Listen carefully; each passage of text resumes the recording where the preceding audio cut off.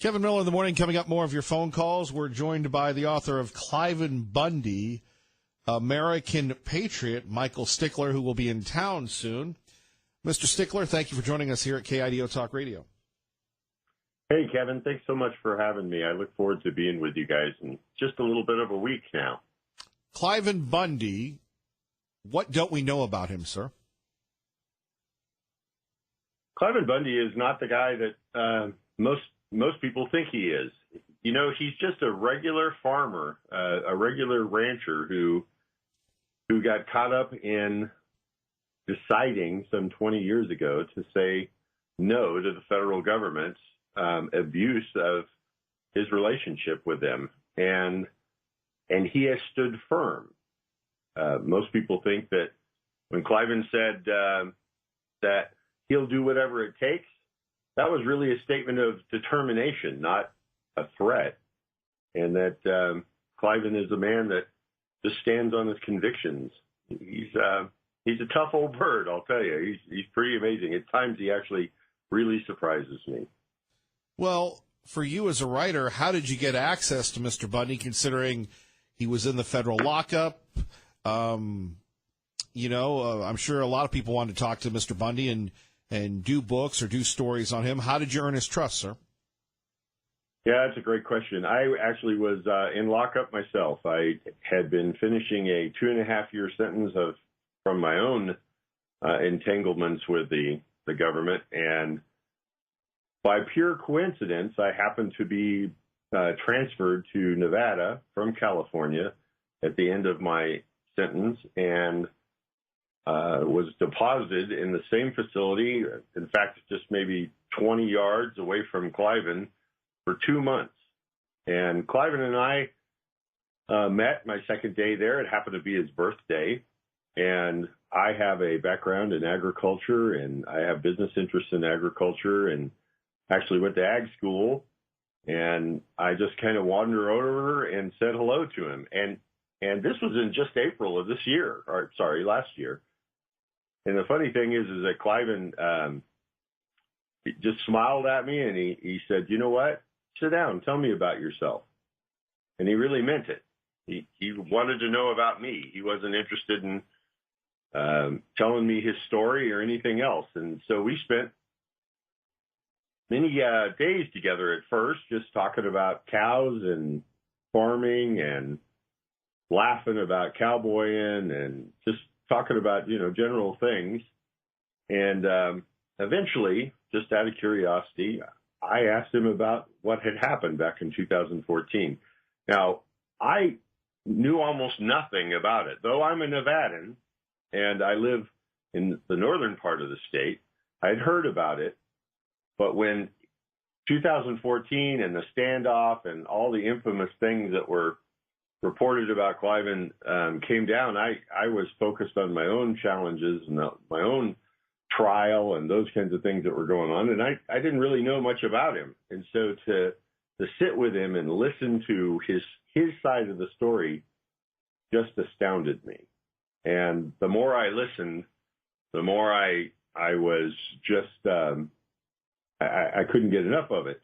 And it's interesting, you use the word trust, because he didn't actually trust me at first, and rightfully so.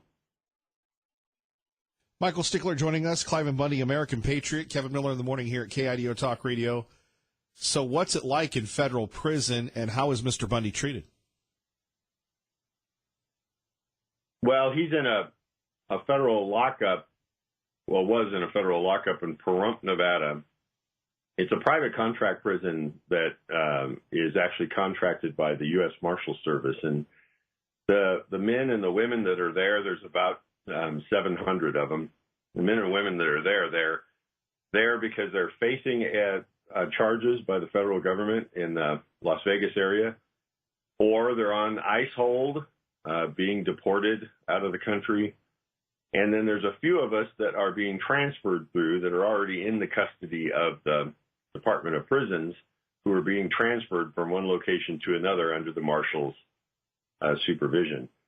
And so if you can imagine, the cell block was basically a big dormitory, has about 94 men, some of the worst that you can imagine, gangbangers, guys that were bragging about, being carjackers and those kinds of things. And Cliven stands out by himself. He stands out as a man who is just respectful, and he had a coveted bunk against the wall because he'd been there so long.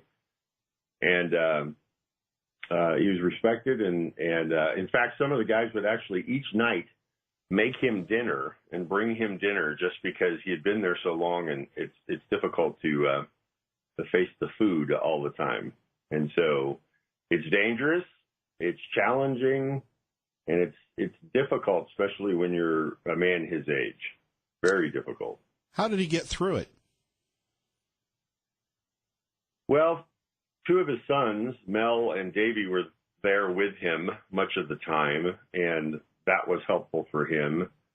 He got through it by exercising and working on projects. He does a lot of writing and working on projects for the ranch. He answers a lot of correspondence. He gets a tremendous amount of correspondence. He spends a lot of time praying, reading his Bible, reading the Book of Mormon, and he watches almost no television. You only get 3 meals a day, so you can't spend a lot of time doing that. And he naps a lot because it's very difficult to sleep there at night. Michael, let's talk a little bit about the faith of the Bundy family. Cliven Bundy could have left. He didn't. Ammon Bundy lives in Emmett, Idaho. Ryan Bundy's running for governor. Faith has a cost. These folks aren't independently wealthy. They have ranches to run, and yet the federal government just came in and swooped these guys away. Some would say without due process. Yeah, I agree with that statement that it's without due process. They are certainly men of conviction, and their conviction is rooted very much in their faith. They believe strongly, enough to risk their entire lives. And I mean that literally. They were facing into 70 years each in prison. And people don't understand when the government targets you like that, the pressure is enormous. It's more intense than you can even expect. And the reason they do that is because they want to keep their 97% conviction rate, and that is by getting you to plea bargain. So they will do everything they can, including taking your money, your real estate, incarcerating your family members, doing everything they can to make you pliable to plead guilty. And those men had decided that they were not going to do that. They were going to stand up for what they felt was right. And that was punctuated by the fact that when Cliven was offered to be released on pretrial release, meaning before his trial, after spending nearly 2 years in prison, the judge all of a sudden decided, well, you know what, I guess we'll let these guys out. He said no. He said he wouldn't leave until all of the remaining Bundy 19, that's the other 18 guys that were incarcerated there with him, were released. And then secondarily, he wouldn't be released until he was exonerated or found completely not guilty of the charges. And that's what I mean by he surprises me even with his own stubbornness sometimes. He told me while we were together, he said, Mike, I've had my life. Carol and I have had our lives. We've raised our children. And if I end up spending the rest of my life here, I don't want to, but I can do it. I'll be comfortable with it because I'll be comfortable with my decisions.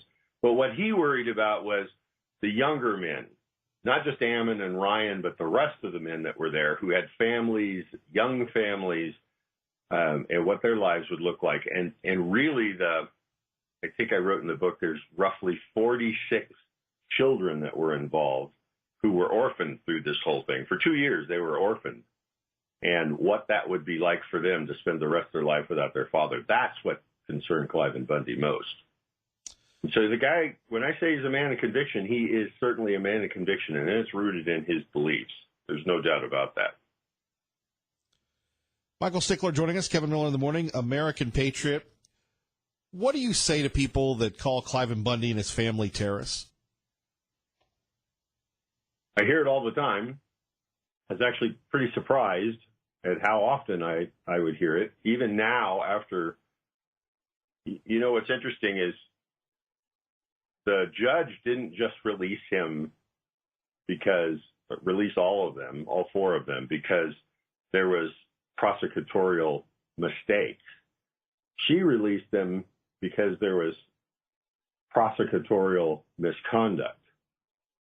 And it was more than misconduct. What they did was criminal. I was there when she listed, I was in the courtroom every day of the trial, and I was there when she listed the 14 things that she was concerned about that was happening in the trial.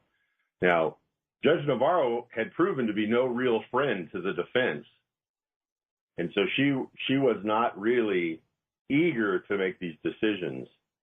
But when you hear what they did to set them up, and you hear her concerns, and you understand her concerns, which, by the way, there were only two media outlets in the courtroom that day that listed those, when she listed those concerns, only two.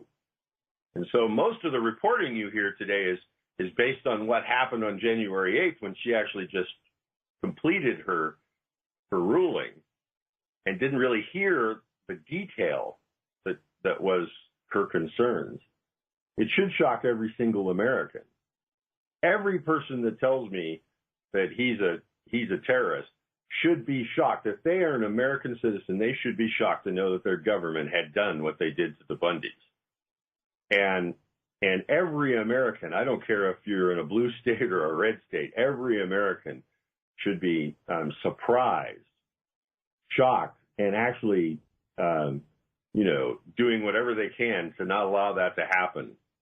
I was interviewed earlier about the shooter in Las Vegas, and somebody said, well, how do you feel about justice for the shooter in Las Vegas? And I said, well, if he had lived, I would want the Constitution to apply to that man, too. In his own trial, I would want the Constitution. I would want him to have every constitutional right he deserves. I'm assuming he did it, and I'm assuming that obviously it was a terrible tragedy, completely terrible tragedy, but I would want the Constitution to apply to him. And it didn't in the Bundy's case. And they were charged with much lesser crimes and certainly did much lesser things. And it's just heartbreaking. And so that's what I say to terrorists, the people that say that Cliven's a terrorist. First, you don't know the man, and secondly, you don't understand what has actually happened. And it's been widely poorly reported on, that's for sure. Mr. Strickler, finally, what do you hope to say to the folks in Idaho when you visit?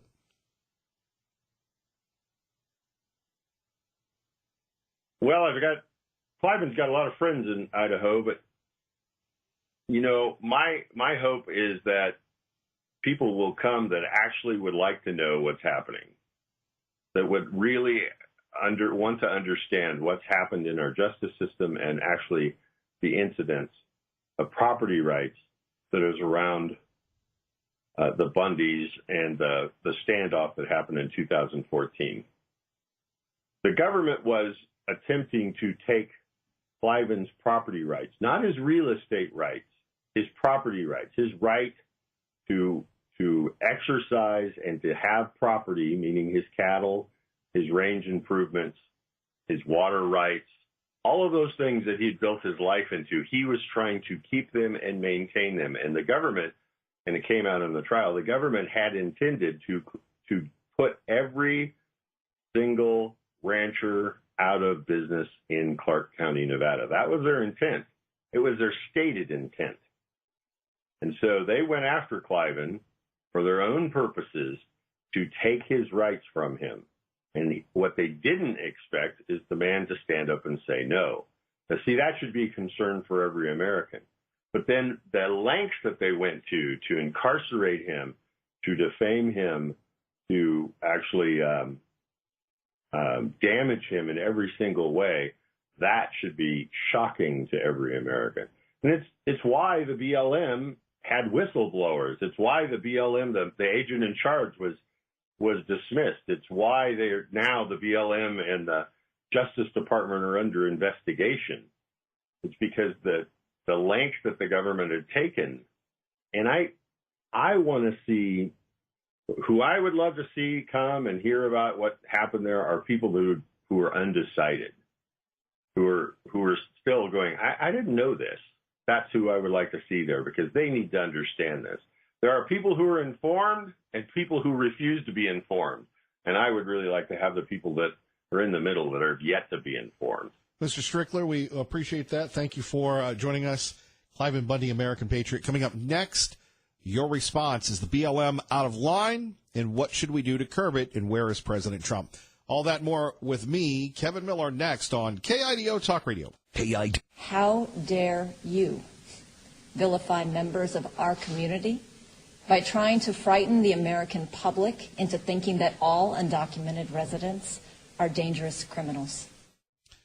Yeah, that's the mayor of Oakland, Libby Schaaf, but that's not really what the president's doing. That plan is a campaign to make America white again. Nancy Pelosi, our own little Nancy Pelosi here in Idaho. Liberal Steve joins us now at KIDO Talk Radio. Good morning. Hey, come on now, Mr. Miller. I don't resemble that remark. That was pretty good talk there about the Bureau of Land Cops. They're coming to get you. Excuse me, Bureau of Land Management. They don't want to manage the land. They want to manage the ranchers. Oh, can we talk like adults rather than like the children of Cindy? What I would like to say. No, that's not real. That's not really nice. When have I ever been really nice, Miller? Come on. You know I'm never going to be really nice, especially to you or your listeners. I am on the opposite side of the fence. I'm on the right side of the fence. Excuse me, I had to clear my throat there. So, yeah, can we talk as adults on this oil thing? The millenniums today, they're not watching The View. They're not watching the Good Morning Americas. They're not watching The Talk or The Chew or whatever it's all called. They're the little shows with whoever was kicked out of Fox or left Fox and then went to NBC, Megan, and they're not watching any of that stuff. They're working, and then they get their news from their computers. And they know the trustworthy areas, and then they can check in anything that's fake or anything through Snoops or whatever it's called. That's your future. You and I both know the newspapers are going, boom, and the magazines are going, boom. Very little talk radio do these millenniums catch. Very little. So Labrador and Dr. Tommy and all the others that are running for governor better realize that these kids, not really kids, but adults, will be out voting by what they read on their computers and what they hear from fellow citizens on the computers. Don't you agree? No. Because I'm the keeper of the flame. Oh, I hear you. I'm the holder of the mantle of Idaho's first radio station. And Kevin, you can, and I'm sorry, please. Hold on. Let me finish. And you can text and you can Facebook and you can tweet, but there is nothing that rivals the power of the spoken word. And you talk about millennials. Where is the wave? The oldest millennials now are in their mid-30s. I haven't seen a wave. I've seen them wave, but I haven't seen this wave. We welcome them to engage, just like you, sir. Traffic and weather together at KIDO Talk. Thank you, Larry. Coming up next, Donald Trump, could he be going to North Korea? We'll have a live exclusive report from the White House with our own John Decker next on KIDO Talk Radio. Good morning, Maggie. So a defeat for the governor. Another defeat for the governor. Not looking good for him. concerning the federal government telling Idaho, nope, you cannot make it up as you go. The Affordable Care Act is here to stay, and you just can't do your own thing. Also, torn from the pages of the front page of the paper, University of Idaho botched a sexual assault complaint. It took 5 years to admit.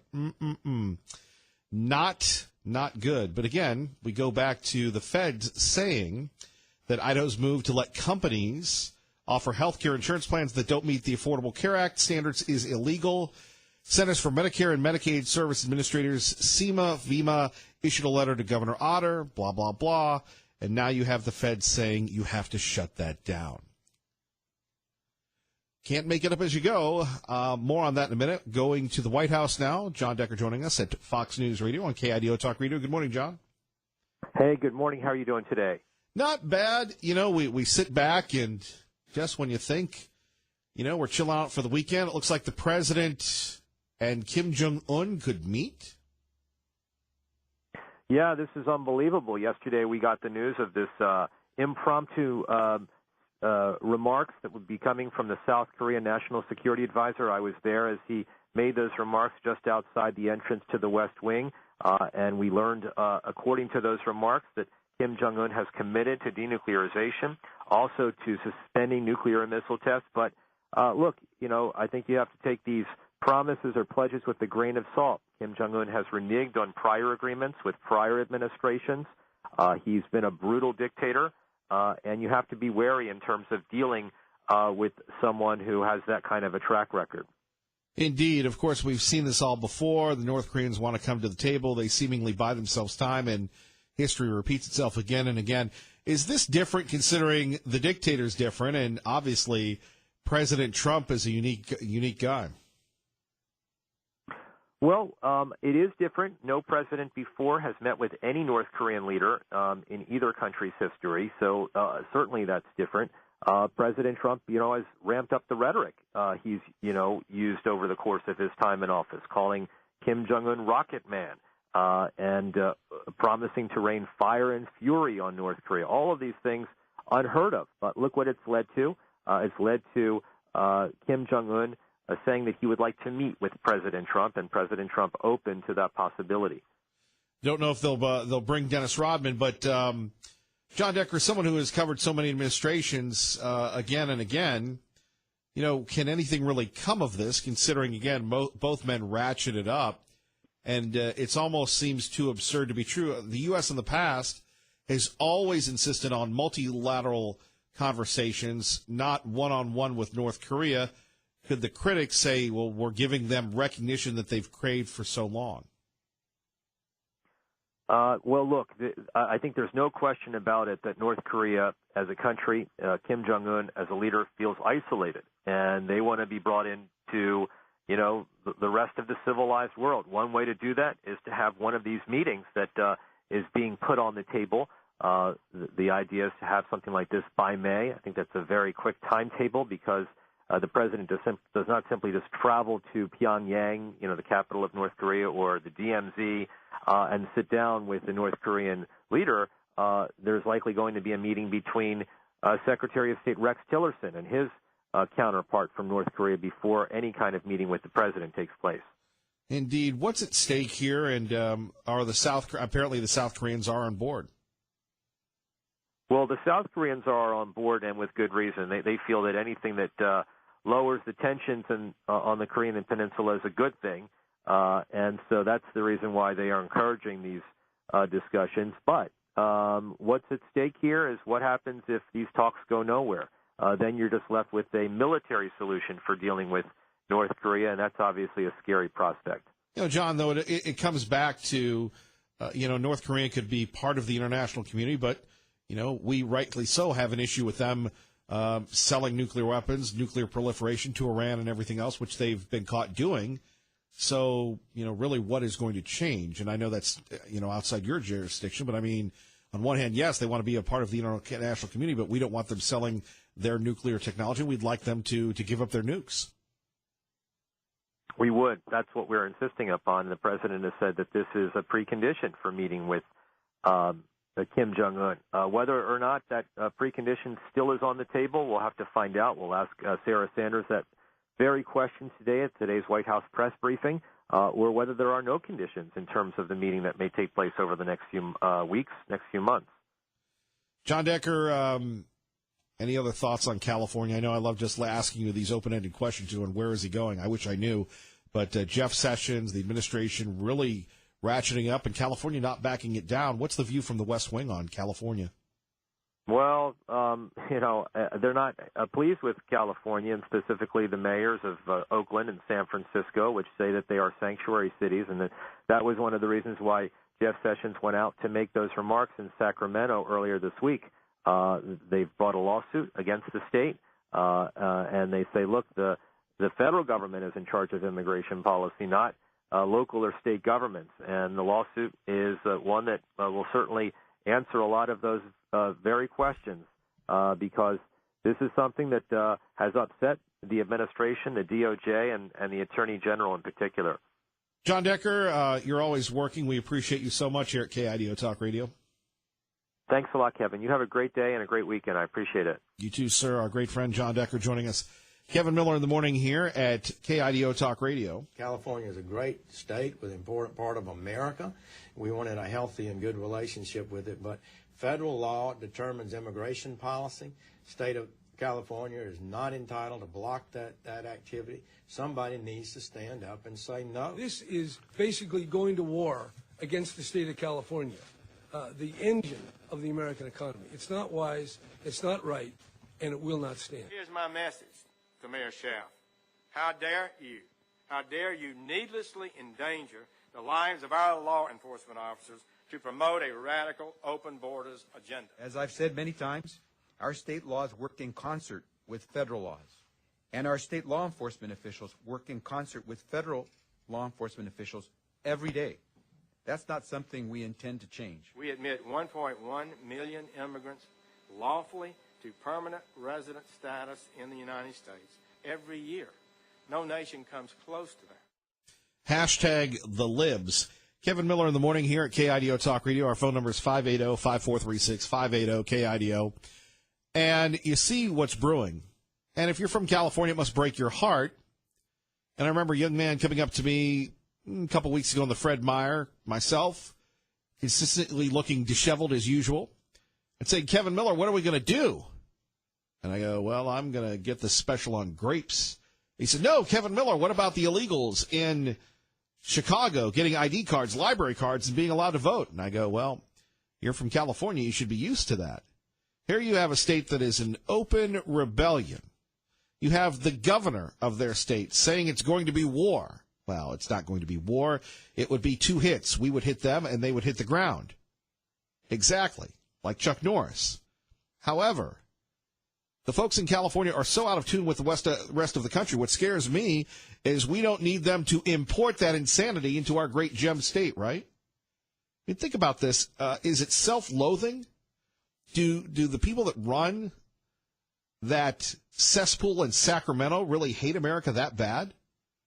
That they're going to give folks that are here illegally, criminals, more rights. You have the mayor of a city tipping off criminals. And now I'm not talking about people that are here legally. I'm talking about people that have committed crimes again and again, who have killed American citizens. And for some reason, we believe that they have a right to be here, that they should not be imprisoned. Go down to the jails. You know, we don't talk about it a lot, but our issues with criminal illegals. Just make a couple calls to Ada County and Canyon County. They'll tell you about it. Well, that's not true. There's nothing, the word sanctuary does not appear in these laws. I have never uttered that word in my presentations. This is a carefully balanced measure, as recognized by the head of the California police chiefs. So a lot of this stuff is pure campaigning. Let's face it, the Trump White House is under siege. Mueller is closing in. There are more indictments to come. So obviously the Attorney General has found it hard just to be a normal Attorney General. He's been caught up in the whirlwind of Trumpism. Right. You know, Jeff Sessions should be more like Eric Holder. Of course, isn't Eric Holder being paid big money by the state of California to try and figure out if they can secede from the nation. You remember Eric Holder, a big fan of the Second Amendment.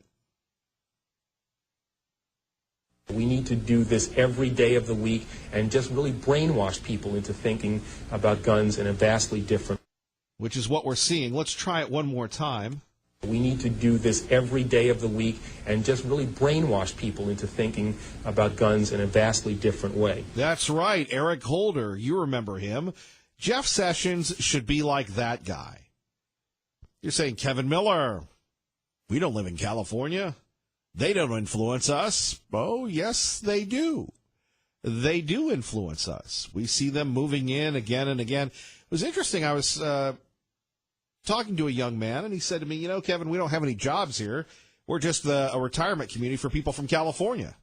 They don't work. They pay taxes, but that's about it. And I don't think that's really fair to our great state. But on the other hand, when you have a city in open rebellion of federal law, and who do I blame? Barack Hussein Obama, that let it go on. You know, the state of Idaho, Governor Otter, he's in trouble. The Fed said, no, Governor Otter, you can't make up your own health care system that violates Obamacare. Obamacare light. So much for that big agenda item out the window. Governor Otter will listen to the government. Remember, he tried nullification. That didn't help. Right? But at 580-5436, 580-KIDO, there's a looming crisis. And at least the state of Idaho, we're going to have a primary that will determine the direction of our state. In a state like California, how do you fund the enormous amount of money going out in retirements, in commitments to people, public servants, that now pay taxes in Idaho and other states across the country because they can't stand it? How do you keep that commitment, right? I mean, I met with a bunch of business owners yesterday. Leadership Meridian. It was about, somebody said there's going to be 6 people. It was like over 30. Well, I'm embellishing, 25. So we're talking, and they're talking to me about radio and such. And I said to them, look, you run businesses. You have a balance sheet. If you don't make the money, you can't continue to float yourself. Why in the world are we letting, you know, states like California, Illinois that have these huge legacy costs, you know, to continue to kick the can down the road? And to allow people that are here illegally, criminally, that's like a double negative, and that doesn't equal a positive in this case, right? More on that in a minute. We will load up the phone lines and hear from you next. Kevin Miller, KIDO Talk Radio. Thank you, Ray Amaya. Let's go to the phones. Oh, hey. Tess, good morning. You're on KIDO Talk Radio. We're California dreaming. Oh, hey. Well, you know, a lot of people don't know this, that Hawaii currently has an active group that's been trying to succeed. You know, Alaska has actively tried to do this for probably almost 35, 40 years, and Texas has thought about doing it. But I can tell you that, you know, those states could do it, especially, you know, Alaska, because they only acted as a territory for so long, and they have the resources to be able to survive succession.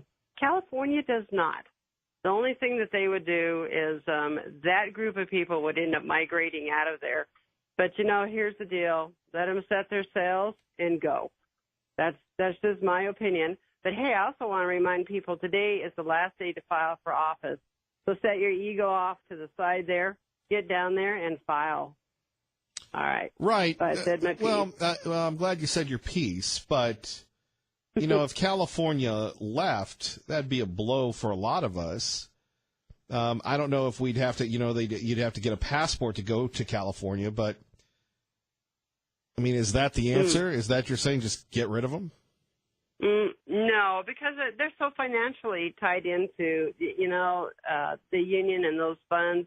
It would be almost impossible for them to leave. You know, the feds aren't going to give these states or these arenas any funding, so they would be able to choke them off pretty fast. But if they just want to split the state, I could actually see that. To act to succeed I think would be much different. Like I said, you know, Hawaii and Alaska. Now, is it succeed or secede? Secede. To get out. Go away. set sail. We just wanted to make sure we were clear on that. Sorry. No, no worries. Hey, when are you going to Meridian High School?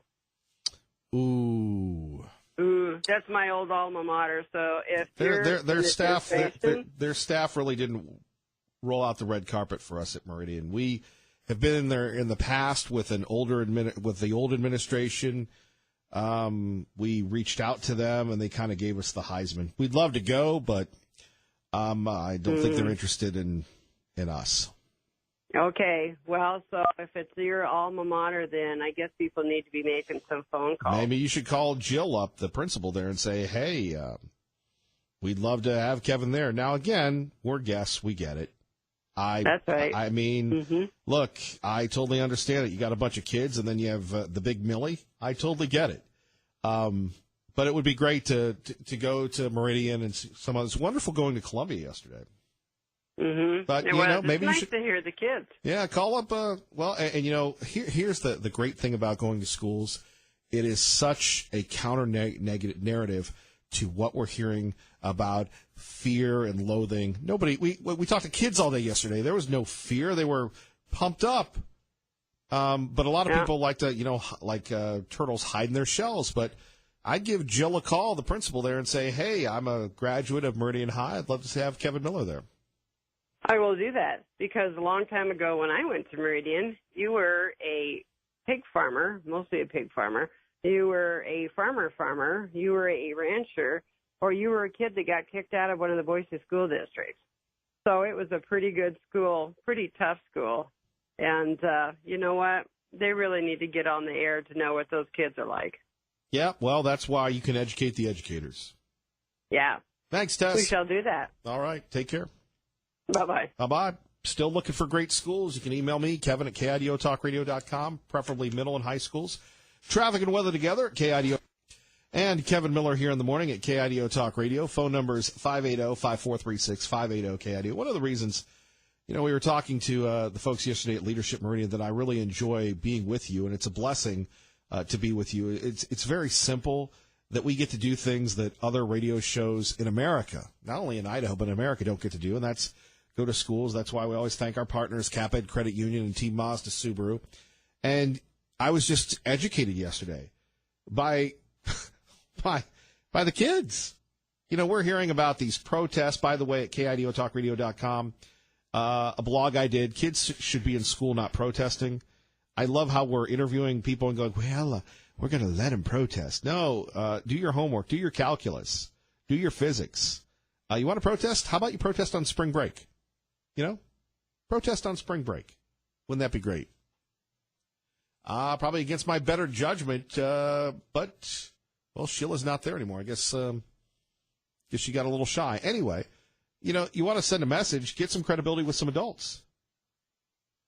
Protest on spring break. How about a week of protest? I think then you'd have a lot of credibility. But how many of these kids are just protesting because it's hyperbole and they're being part of the flock? Now, that's the beauty of education. It should teach us to think critically, to be independent thinkers, instead of just following what the popular culture wants us to do. Thank you so much, Ray Amaya. Outstanding job as always. Appreciate the Miller Militia. God bless you. Keep the faith.